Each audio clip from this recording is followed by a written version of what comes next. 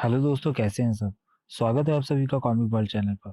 तो चलिए दोस्तों, शुरू करते हैं मनोज कॉमिक्स की तीसरी कॉमिक्स, महाबली शेरा।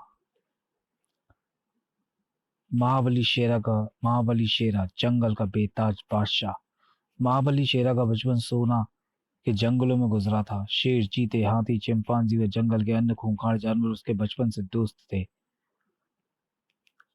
शेरा टुम्बा कबीले के सरदार तारा का एकमात्र पुत्र था। टुम्बा कबीला ज्यादा संपन्न नहीं था। सरदार तारा अपने कबीले की खुशहाली के लिए हमेशा चिंतित रहता था। इन्हें खुशहाल बनाना मेरा कर्तव्य है। काश मैं पूर्वजों द्वारा छिपाया गया खजाना प्राप्त कर सकता। एक दिन कुछ विदेशी जो सरदार तारा के पूर्वजों द्वारा छुपाए खजाने के चक्कर में थे, सरदार तारा के पास पहुंचे। सरदार, खजाने का नक्शा हमें दे दो। बदले में हम तुम्हारे कबीले के लोगों को खुशहाल कर देंगे। तुम्हारी चिंता दूर हो जाएगी। नहीं, यह असंभव है। यह खजाना मेरे कबीले के लोगों की अमानत है। अच्छी तरह सोच लो सरदार, हम फिर आएंगे। हमें खजाने का नक्शा हर हालत में चाहिए। विदेशियों के जाने के बाद मुझे कबीले के इन इन विदेशी दुश्मनों से भी अब सावधान रहना पड़ेगा। खजाना पाने के लिए ये कुछ भी कर सकते हैं। जंगल में एक स्थान पर सरदार तारा हमें किसी भी हालत में खजाने का नक्शा नहीं सौंपेगा। हाँ, लेकिन मैंने नक्शा हासिल करने का एक दूसरा उपाय सोचा है। वह क्या? हमें अपना काम निकालने के लिए जोम्बा की मदद लेनी होगी। कौन जोम्बा? कल कबीले की हो रही भयानक खेलों की प्रतियोगिता में हम उससे मिलेंगे। जोम्बा टुम्बा कबीले का सबसे शक्तिशाली नौजवान था। कबीले का सरदार बनने की उसकी प्रबल इच्छा थी। सरदार तारा मेरे मार्ग का कांटा है। एक दिन इस कांटे को साफ करके ही रहूंगा। वह एक भारी लड़ाका भी था। अगले दिन कबीले की खेल प्रतियोगिता में, बाप रे, इससे मुकाबला करना असंभव है। हाय, मर गया। है कोई और जो मेरा मुकाबला कर सके? आ देखा तुमने जोम्बा कितना बहादुर है। फिर उनमें से एक विदेशी जोम्बा से उसके घर पर मिला। कौन हो और क्या चाहते हो? यह जानने के लिए तुम्हें मेरे साथ जंगल में चलना होगा। जोम्बा विदेशियों के साथ जंगल में।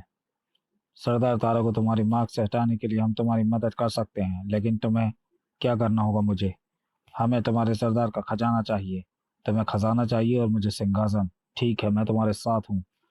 फिर एक रात हमने तुम्हारे पड़ोसी कबीले के सरदार, जो कि तारा का कट्टर दुश्मन हो, को अपनी ओर मिला लिया है। कल रात तैयार रहना। जब वे आक्रमण करें तुम सरदार से नक्शा प्राप्त करना। ठीक है, मैं तैयार रहूंगा। अगली रात दुश्मन कबीले ने टुब्बा कबीले पर भयानक आक्रमण किया। दोनों कबीले के लोगों में घमासान लड़ाई हुई। सरदार तारा भी कुल्हाड़ा लेकर दुश्मनों पर टूट पड़ा। तभी एक व्यक्ति ने आकर तारा को सूचना दी। सरदार, मैंने जम्बा को कुछ विदेशियों के साथ तुम्हारे घर जाते हुए देखा है। उनके हाथों में आग उगलने वाले हथियार हैं। ओ! तारा घर की ओर दौड़ पड़ा। थोड़ी दूर जाने पर तारा ने देखा। बताओ, खजाने का नक्शा कहाँ है? हमें नहीं मालूम। गद्दार! अपनी पत्नी और बेटे की जान खतरे में देखकर सरदार तारा जम्बा और विदेशियों पर टूट पड़ा। नहीं, गोली मत चलाना तारा, हमें जिंदा चाहिए। तभी सरदार तारा के कुछ वफादार साथी वहां पहुंचे। सरदार, आप तुरंत यहाँ से निकल जाएं। आपकी जान खतरे में है। हमारे सभी सैनिक मारे जा चुके हैं। दुश्मन कबीले के सैनिक तेजी से इस तरफ आ रहे हैं। खतरे को देखकर सरदार तारा ने वहां से भाग निकलना ही उचित समझा। शेरा, सोमा, आओ मेरे साथ। परंतु जोम्बा ने सरदार तारा की पत्नी को पकड़ लिया। आह! छोड़ मुझे गद्दार, मैं तेरा खून पी जाऊंगी। थोड़ी दूर जाकर सरदार तारा को सोमा का ध्यान आया। उन्होंने पेड़ों के पीछे छुपते हुए देखा। बताओ, खजाने का नक्शा कहाँ है? नहीं, नहीं, मैं नहीं बताऊंगी। बापू, वो माँ को मार डालेंगे। आ अच्छा, तो ये ले। अपनी माँ को जोम्बा जोम्बा द्वारा मारा ज्यादा देख शेरा का खून खौल उठा। क्रोध में होश नहीं खोते बेटा। दुश्मन बहुत है, अभी यहाँ से भाग निकलने में ही भलाई है। बापू, उन्होंने माँ को मार डाला। मैं उन्हें जिंदा नहीं छोड़ूंगा। उधर सोमा के मौत के घाट उतारने के पश्चात जोम्बा को सरदार तारा और उसके बेटे का ध्यान आया। अरे, सरदार कहाँ गया और उसका बेटा? जोम्बा, जल्दी ढूंढो उन्हें। शायद वे मौका पाकर निकल भागे हैं। जोम्बा ने अपने साथियों को आदेश दिया। जाओ, उन्हें जल्दी तलाश करो। अभी वे ज्यादा दूर नहीं जा पाए होंगे। जंगली तुरंत शेरा की तलाश में निकल पड़े। अरे, वह रहा भगोड़ा, साथ में उसका बेटा भी। पकड़ो!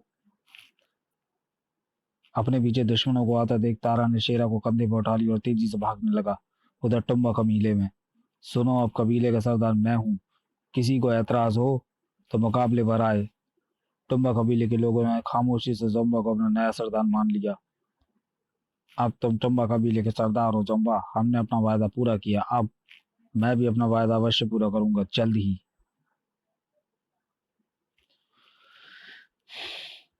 भागते भागते सरदार तारा घने जंगलों के बीच पहुंच गया।